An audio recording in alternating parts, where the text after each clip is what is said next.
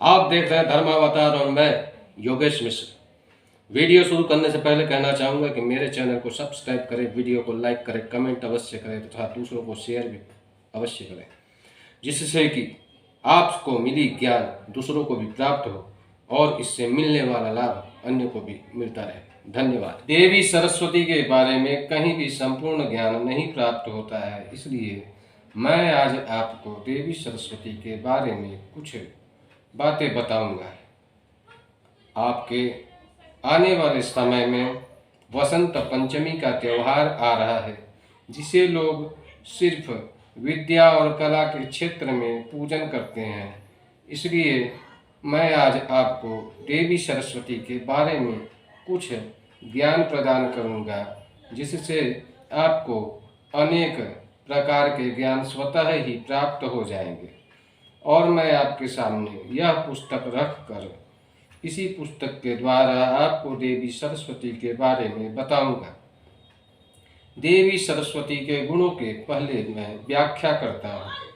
ज्ञान, बुद्धि, प्रतिभा, स्मरण शक्ति, चेतना, विवेक, सात्विकता, औचित्य बोध, वाणी, भाषण शक्ति, संगीत, स्वर विद्या, लेखन, काव्य सृजन, तर्क शक्ति, धारणा शक्ति, विचार शक्ति, अनुसंधान क्षमता, कल्पना और संवेदना जैसे गुणों की अधिष्ठात्री देवी शक्ति को सृष्टिकर्ता ब्रह्मा की शक्ति माना गया है।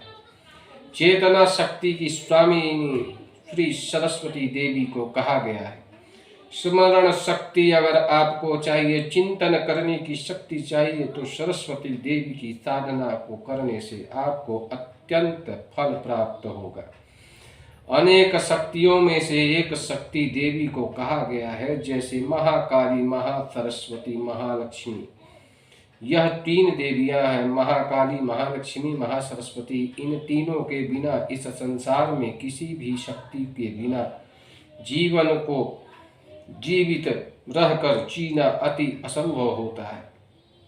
विद्या, विज्ञान, कला आदि की अधिष्ठात्री देवी मानी गई है देवी सरस्वती।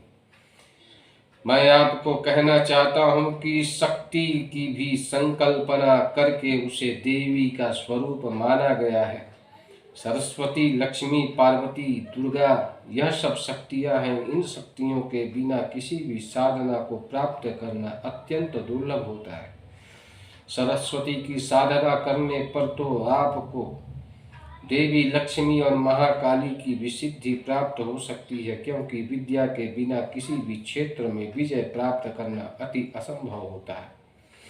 सभी देवी देवता ज्ञान, योग, ऐश्वर्य एवं सिद्धियों से संपन्न होते हैं, इसीलिए उन्हें पूजित माना जाता है। किसी भी मनुष्य के लिए योग साधना, ज्ञान, शक्ति, लक्ष्मी, ऐश्वर्य का रहना ही उसे पूजित बना देता है। तब तो देवता की बात ही क्या कहें। सभी वाग्देवी सरस्वती साक्षात ब्रह्मा स्वरूपिणी कही गई हैं। महालक्ष्मी एवं महाकाली से भिन्न इन्हें नहीं माना जाता है। महाकाली और महालक्ष्मी स्वरूप ही सरस्वती को माना गया है। यह शक्ति बिना महालक्ष्मी और महाकाली को प्राप्त नहीं किया जाता है। शास्त्रों में इनका प्रमुख नाम श्री है और अपर नाम पंचमी है। इसीलिए माघ की शुक्ल पक्ष को पंचमी तिथि में महासरस्वती की साधना की जाती है, पूजा की जाती है, जिसे वसंत पंचमी कहा जाता है। उस दिन प्रकृति के यौवन सौंदर्य की बात ही क्या कहें। उस दिन प्रकृति का यौवन और सौंदर्य बहुत ही अधिक निखर जाता है। इसीलिए उस दिन सरस्वती देवी का प्राकट्य के रूप में पूजन किया जाता है। सर से सरस्वती की संज्ञा हुई है और सरस्वती की संज्ञा गति मानी गई है। गतिशील सरस्वती का अर्थ है अथाह जो बहता रहे। नदी के स्वरूप को भी सरस्वती कह सकते हैं। ज्ञान को भी सरस्वती का रूप दे सकते हैं। ज्ञान को जितना बांटेंगे ज्ञान उतना बढ़ेगा। नदी जितनी बहती है उतनी बढ़ती जाती है। इसीलिए प्रवाह को ही सरस्वती का रूप, गति को ही सरस्वती का रूप कहा गया है। इसलिए आप अगर ज्ञानवान हैं तो ज्ञान की वृद्धि करें। ज्ञान की वृद्धि करने से सरस्वती की प्रसन्नता होती है और ज्ञान की वृद्धि करने से स्वयं में भी ज्ञान की वृद्धि होती है। वाणी के प्रभाव की अधिष्ठात्री के लिए इस शब्द का प्रयोग किया गया है। वाणी एक जगह रुकती नहीं है। वाणी का प्रवाह समस्त संसार में आपको ऐश्वर्य प्रदान करा सकता है, यह आप भी जानते हैं। विद्या की देवी के रूप में पूजित मानी जाने वाली सरस्वती शुंभ और निशुंभ दैत्यों के अत्याचारों से पीड़ित होकर जब देवता हिमालय में जाकर देवी की साधना करते हैं, तब वहाँ देवी सरस्वती का ही रूप धारण कर देवताओं को वर प्रदान करती हैं और तभी से उनका नाम कौशिकी प्रसिद्ध हो जाता है। देवी भागवत में यह कहा गया है कि सरस्वती देवी का प्राकट्य श्री कृष्ण की जिह्वा के अग्रभाग से हुआ था।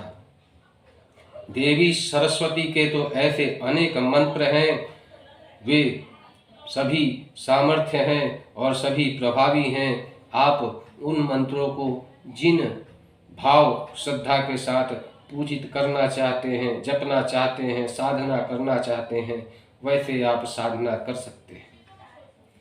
इनके सभी मंत्रों में तो ऐसे नियम का अत्यंत आवश्यकता पूर्ण पालन करना चाहिए। नियम पूर्वक विनियोग, ध्यान, मुद्रा, प्राणायाम आदि किया जाना चाहिए और इन सब की कमी होने पर, ज्ञान की कमी होने पर सरस्वती का ध्यान कर भी मंत्र का जप कर सकते हैं। आपको उससे भी सिद्धि अवश्य मिलेगी, क्योंकि आपने देखा है कि रामकृष्ण परमहंस हो या फिर कालिदास हो, इनमें ज्ञान की कमी थी, परंतु इन्होंने अपने अथक श्रद्धा, भक्ति और विश्वास से देवी को पाया है। इसलिए देवी की साधना में अत्यंत श्रद्धा का रहना अति आवश्यक होता है। सामान और या वस्तु मलिन नहीं होना चाहिए, अर्थात गंदे नहीं होना चाहिए। आजकल बाजारों में भी माला फूल को इतने गंदे और मलेच्छ रूप से बेचा जाता है, वह कदापि उचित नहीं होता है। अगर आप माला फूल नहीं चढ़ाएंगे तब भी आपकी श्रद्धा से भगवती की प्रसन्नता होती है, परंतु अगर आप माला फूल, बेलपत्र, तुलसी पत्ता, दुर्वा यह सब गंदा और मलेच्छ लाते हैं तो इससे भगवान की अप्रसन्नता होती है। इसमें कोई भी संशय नहीं है। श्रद्धा, भक्ति, नियम, उपादान सफलता देती है। नियम उपादान भी आपको स्वच्छता पूर्ण पालन करना चाहिए।